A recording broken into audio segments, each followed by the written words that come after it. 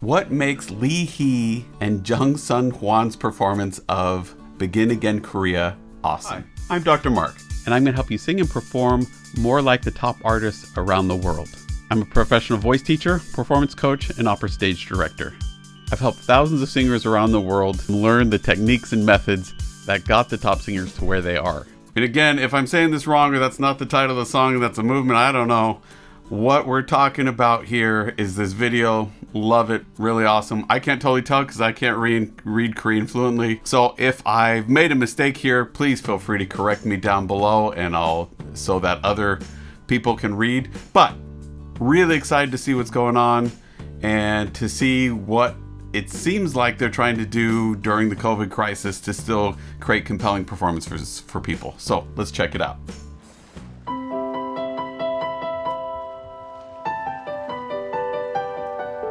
They're on a ship. That's cool.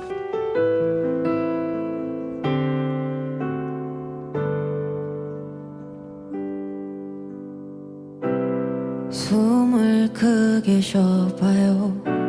당신의 가슴 양쪽이 저리게 조금은 아파올 때까지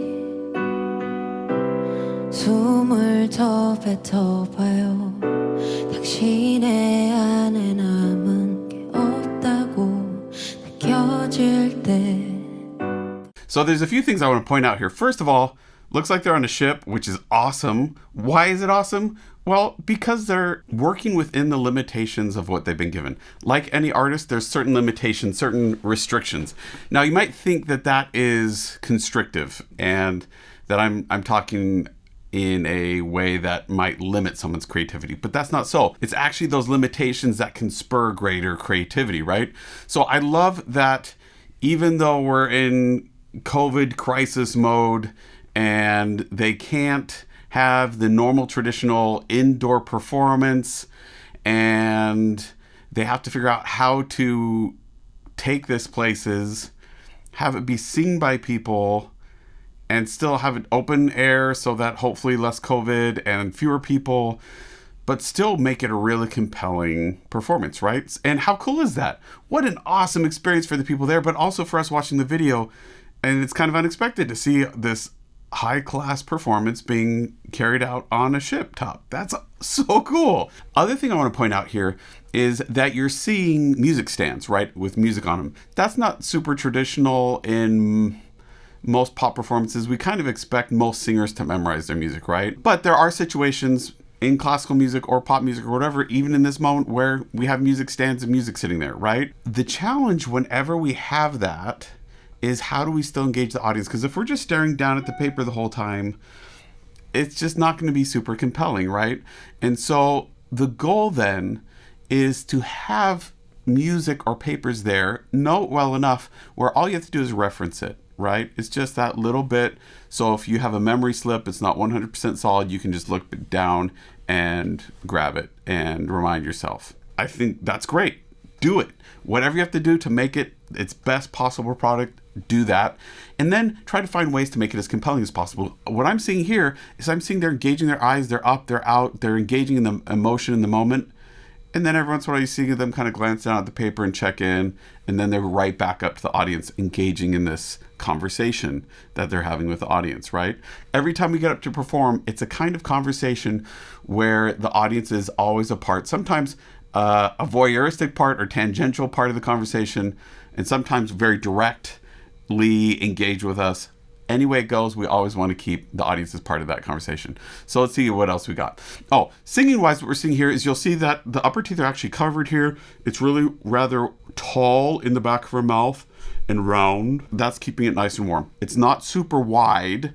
That jaw isn't dropped a lot. It's not 80% of a yawn. It's kind of collapsed a little bit, but it's adding to this kind of warm, intimate, conversational sound. And she's got a mic, and so she's not singing loud or singing hard at it. It's not higher in her range, and so she can be a little lazier and still get a clean, clear pitch. And so it's a really wise use of this beginning and gives everyone else somewhere to go with the rest of the song, to build, to crescendo, to get us more emotion. And so let's see what else goes on. 숨이 벅차 올라도 괜찮아 않아도 그대 탓하진 않아 가끔은 실수해도 돼 누구든 그랬으니까 괜찮단 말뿐인 위로지만 So one thing I would encourage you to do as you're singing is to approach your singing as if you're just talking to someone. Don't try to add anything extra. Don't try to make it big. Don't try to make it loud. See what happens if you just engage singing in a conversational way, just like you're talking. And that's really what's going on here. Biggest difference between how she's singing right now and if she was just to talk to us and say the exact same thing is specific pitches for specific durations and a consistency of airflow. Everything else to me sounds just like I would expect it to sound if she started talking to me. That actually ends up being really moving to me. It doesn't feel like this contrived way of communicating. It just feels really natural. And it feels genuine and authentic to her in this moment. The singing and the music written in this is not meant to be virtuosic. It's not meant to be fireworks and really showy offy. It's meant to be intimate, genuine, and kind of pull us into this warm glow of this really pleasant to listen to voice. And it is. It's just really easy to listen to and hear. And my guess is she could probably sing this way for a long time, and it's very sustainable, is what it sounds like to me. And so I think there's a lot we can learn there. 누군가의 한숨 그 무거운 숨을 Okay, so we get to middle high range. You notice the teeth start coming out. This 80% of yawning smile, ass space in the back starts coming out. She's actually modifying this whole shape of her mouth a little more towards and so that all her vowels e, u, e, o have this kind of length to it rather than this brighter modification to it that we often talk about with pop. E, u, e, o, right? Most West Coast Southern U.S. speakers, we modify towards everything towards like in the word hug. U, e, o. So in general, what we're looking for is this or especially in that middle higher range. We can get away with all kinds of stuff in the lower range. We get that middle higher range. We've really got to put that smiling yawn space in the back of our mouth. And it's gorgeous. That's what we're seeing here. You'll also see that her face gets more animated, which justifies that increase in pitch. So think about it. When you're having a conversation and pitch starts going up, what does that mean? Well, the subconscious cue to us is that that other person is getting more emotionally involved. The intensity of emotion is increasing, right? And so the body language has to match that for us to believe it and come along for the ride and to not all of a sudden be distracted by it or on a subconscious level feel like it's a lie. If anything we do as a performer feels like a lie to the audience, they're going to check out. Unless it's purpose and that's part of the story or whatever is that we're telling a lie in that moment. In which case we want to make sure the audience knows that we're telling a lie in that moment. But 99% of the time, we have to convince the audience that we're telling the truth. And that if we're telling the truth, that music has to be part of that. So that our music, what's coming out of our mouth, and what our body language is doing is all the same. And I think she's doing a great job here. It feels really genuine and authentic. It doesn't feel overdone, overwrought. And that makes sense with this situation. You're on this boat with microphones, relatively intimate audience, I think, of what I can gather from that bird's eye view and from what we're seeing from cameras. And so it doesn't take a ton more. We don't have this huge arena that she's trying to fill and get the people in the nosebleed seats to be able to see her, right? So I think this is pretty awesome.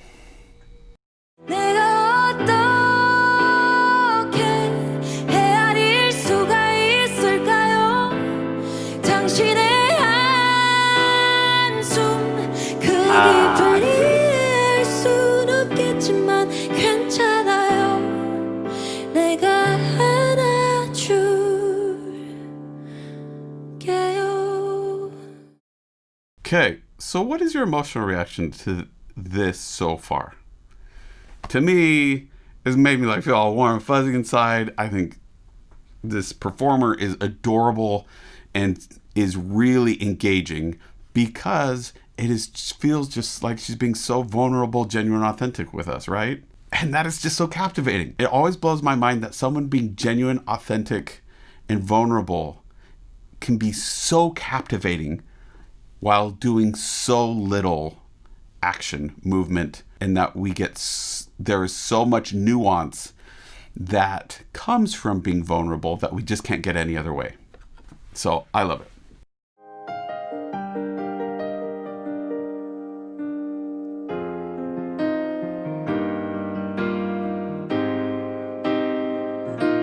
숨이 벅차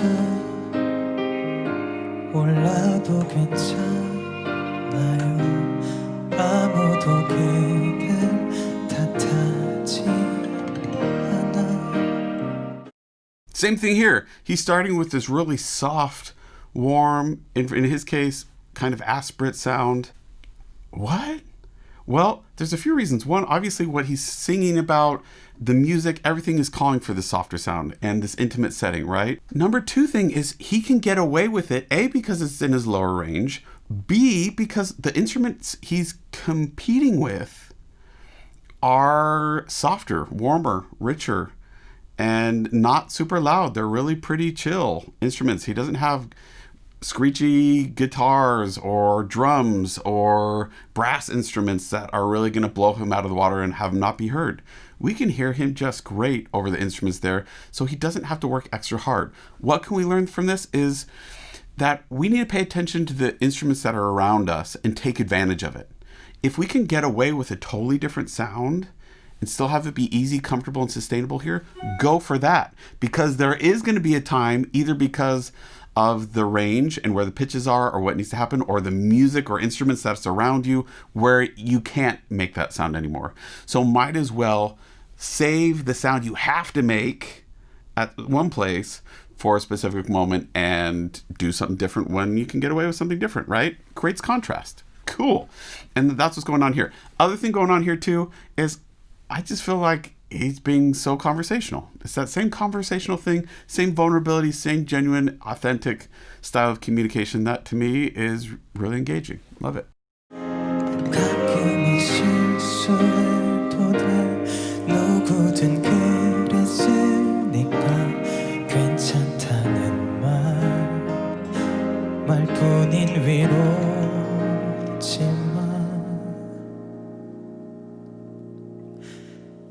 누군가의 한숨 그 무거운 숨을 내가 어떻게 Again, he gets this middle higher range. We get this kind of position. So it's not full upper tooth smile. It's a little bit covered, but it still is more this yawning smile feeling in back that's letting him carry up and getting this brighter, more clear, clean sound on top, and letting it carry, letting it sound smooth, so we don't have this big flip change thing going on between his kind of middle and higher registers. Go figure. There we are. 헤아릴 수가 있을까요? 당신의 한숨 그 깊이를 알 순 없겠지만 괜찮아요 내가 안아줄게요 남들 눈엔 힘 빠지는 한숨으로 보일진 몰라도 나는 알고 있죠 작은 한숨 내뱉기도 어려운 하루를 보냈던 걸 이제 다른 생각은 마요 깊이 숨을 쉬어봐요 깊이 숨을 쉬어봐요 오래 뱉어요 Okay, so a few things here. Number one is, why do they sound so good together? Because they really do sound really good together. Well, there's a few reasons. Number one is because obviously the airflow is staying super consistent. That's great. And they have this nice, warm, rich sound that's matching each other really great. But what can you do if you're trying to match the people around you? Well, there's two things. One is placement. Where are you feeling it buzz in your head or outside your head or wherever it happens to be? Where are you placing that sound? you want that to be consistent with whatever your partner's doing. Because if someone's placing it really forward and the other one's placing it really far back, they're not going to match. One's going to totally outpower the next. So they're matching really well in terms of their placement. They're keeping it really pretty buzzy up here. And then in certain spots, they kind of let it pull back just a little bit to get that warmth to it. And then the other thing is what shape they're having here in the back and modifying to. You'll notice both of them are shaping this upper two smile space in the front of their mouth and this kind of space in the back of their mouth. The whole mechanism, if you watch it closely, looks really same if you were to take her mouth and compare it to his mouth. That's another element that is worth paying attention to if you're trying to figure out how to really create this sound of ensemble and sounding really good and like you're matching with someone else. And so I think that is stunning. So gorgeous. The other thing that I want to point out here is that they are so consistent with their facial expression. Think about this. If you're watching them as they're singing and all of a sudden you see their face drop and disengage, even for a split second, it'd ruin it, right? It would not be near as compelling, engaging. We wouldn't have people crying. It just wouldn't be the same thing.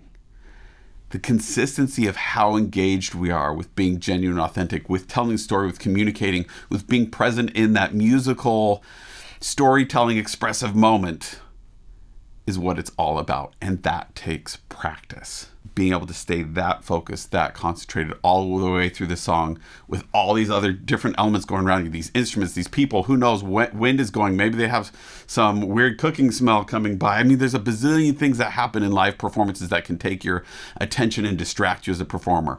But you have to stay locked into what you're trying to communicate and the imaginary context that you set.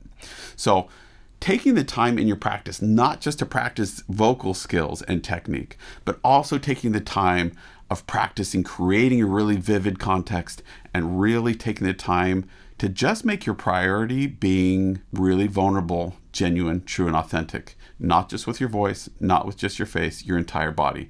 And as I'm watching them here, there's a lot of things that I'm seeing that read to me on a subconscious level, but since I know what I'm watching for, also on a visceral level, what is making it feel genuine, authentic?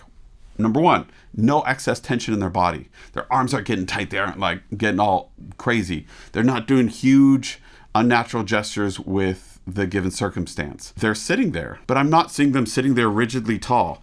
They kind of are sitting there like we were just talking and sitting in a chair. There's some asymmetry in their body. There's freedom in their hands, their face, their body to be able to move and be flexible. Again, as soon as it goes rigid, not so much. They're also engaging with their face. Now, they both like to close their eyes a lot. You'll hear a lot of different commentary on there. I have my own preferences there. The key here for you is to say, what does closing their eyes communicate to me? And does it work here? When you're performing, the other thing to think about when it's your own performance and you get to choose is, can I get the same or better effect with my eyes open? If you can, go with eyes open, because the audience will stay more engaged and lock onto you more if your eyes are open and you're letting them see into your eyes and the emotions that are happening there. But if you're having this really intimate moment and you close your eyes and you feel like that's really just what is called for there, then make that choice and be deliberate about it. 누군가의 한숨 그 무거운 숨을 내가 어떻게 Forward placement for both. Really buzzy up here. 당신의 한숨 그 깊이를 알 순 없겠지만 괜찮아요 내가 안아줄게요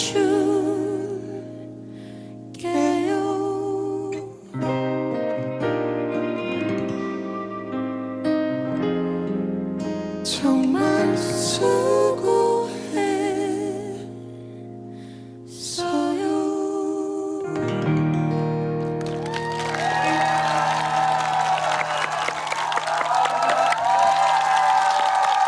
Stunning. Wow.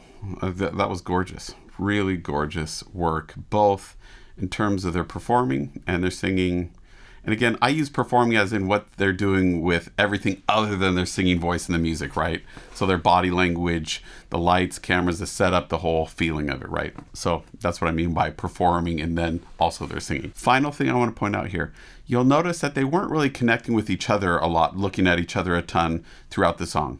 It wasn't really that type of a song and really wasn't what they're going for. But you will notice here at the end that they did really lock onto each other. Why is that? Why did they really lock onto each other there? Well, there's some really practical reasons for that. You'll notice that the moments that they looked at each other, they're having to sing and stay totally locked in with each other without music and the beat going below them, right? There was kind of silence or sustained fermatas below them where they had to cut off and come back in without anyone else looking at them. That is crucial to have visual contact with whoever you're doing that with.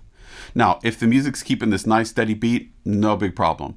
If there's a conductor, that can help too. But if it's just two of you or this ensemble, you got to use your eyes and your ears to be able to really stay in sync, watch when someone else is breathing and take all those cues in so you can stay right in sync. If you don't do that, it just won't be as tight as you want it to be. So listen with your eyes as well as your ears, especially when you have these tricky moments that are either out of time or suspended, fermata, stretched out, or if there's silence and you're having to come in blind, right? Without anything else. Really connect with the rest of the people with your ensemble in as many ways as you can, ideally visually and really watching. And I think they do an excellent job there of connecting with each other right before they need to. So they're there, they're ready, they see it, and they stay locked in together really tight, and it's gorgeous. Tell me what you learned, comment down below. Tell me what your thoughts are, what moved you, what engaged you, what made you think this was such an awesome performance of theirs. And I think it was. I think it was so awesome.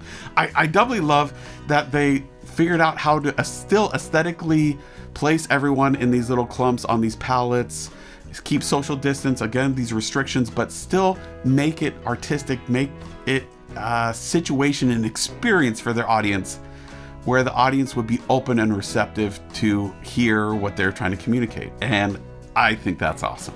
You can book a lesson with me at foundyourvoice.com.